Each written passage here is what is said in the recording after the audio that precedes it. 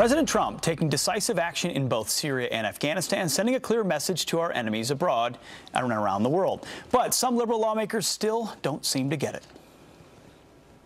As is the case with every part of Trump's foreign policy, we're all trying to understand, what is the strategy? If we can't figure out what it means, it's sort of hard to make that a message. One of the things we want to know is, what was the impact on civilians? Who's going to be out there fighting us in the future?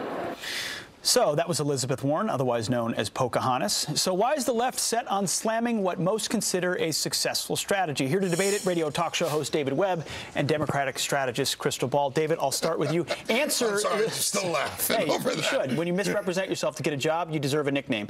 David Webb, answer her question. What is the strategy for President Trump? Well, it's not for her to know everything. For one thing, two things I don't take advice from Elizabeth Warren on. One is foreign policy and national security. She knows virtually nothing about it. She is someone who's playing partisan politics. She doesn't go out there and talk about the strategy. She talks about the innocent civilians. If she has any knowledge of that area of Afghanistan and who and those paths and the fighting season in the beginning, those are cave structures, those are munitions dumps, those are pathways where they've been hiding for decades. Actually, those caves have been around for thousands of years, and we need to take them out. The kill ratio of one ISIS fighter or one terrorist or Taliban to the innocents that die is high. We need to kill as many of them as possible. Crystal, there are a lot of people on the left consider her a presidential hopeful or candidate, want her to run. What would a description of her foreign policy or a progressive foreign policy be these days? Well, is the disparaging Elizabeth Warren's character part of the segment over? Have we moved on from that? No, actually, I'd asked her about the Bureau of Indian Affairs, but we can go there. Strategy. But anyway. Yeah, Pocahontas jab, that's really fair. Well, I think if you look here, all she's doing is raising the question of what is the overall strategy? You know, if you look not just at Afghanistan, but also at Syria, this president articulated something very different on the campaign trail than what we're seeing now. So all she's saying is, what is the strategy? We have 9,000 men and women still in Afghanistan. We don't know what the plan is for them. So I don't think Elizabeth Warren or anyone else is not mourning the loss of these 90 ISIS fighters. Well, not saying she isn't, but what is the strategy of the left? What was the strategy of the last 8 years that got us where we are?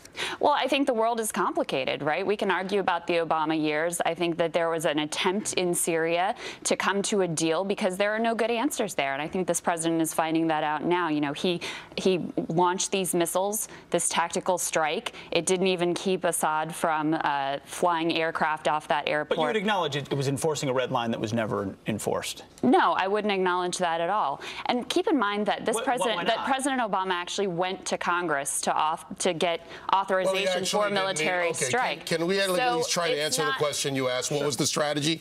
Crystal hasn't acted it. She's deflected, gone to Trump. She's talked about Obama, not answered your question. The strategy in the Obama years. Well, we do have a new president here, so we can't always keep going back and blaming Obama. And now we have adversaries who are emboldened overseas. The question was, what was the strategy? There was no strategy. It was not engagement. It was withdrawal. If you withdraw from the battlefield, the enemy does not usually do the same thing. President Obama took action in 7 countries on 2 continents.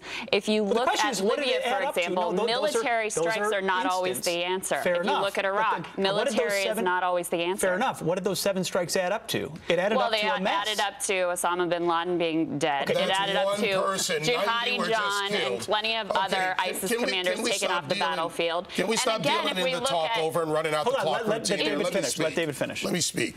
Here's the problem. Liberals like to crowdsource their military strategy, as Obama did, or write strongly worded letters. The fact is, a commander-in-chief trusts his generals, our most trusted leaders, to go out and assess and act, just as they will do an after-action report in Afghanistan and decide what to do. I went there in 2013. I flew through some of these areas. I looked at them, and I was briefed on what was going on with the building of the Afghan Air Force, mostly a helicopter Air Force with the Mi-35s, the Mi-17s. It was to deliver them the capability, but in order to get them there, we have to give them the ability by killing the fighters and their pathway coming out of the mountains. We're unfortunately going to have to leave it right there, but the debate will certainly continue. David Webb, Crystal Ball, thanks for joining us this morning.